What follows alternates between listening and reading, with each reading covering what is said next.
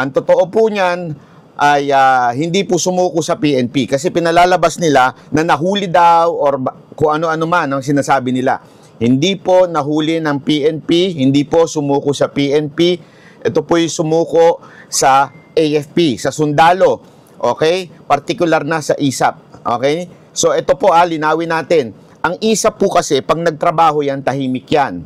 Sa kanila, sumuko si Pastor Kibuloy at sila po ay isosurrender po nila sa kapulisan bilang ukautusan ng korte. Kasi tandaan po natin, ang mga sundalo ay hindi ho pwedeng makialam sa pagdating sa mga korte-korte, dapat po nag-i-implement yan ang pulis, ang PNP. Kaya nga po ito lang, ay paalala lang po, lalabas dyan, bida-bida na naman si Abalos, bida-bida na naman si Marbil, at siyempre ang yawang si Torre, bida-bida na naman.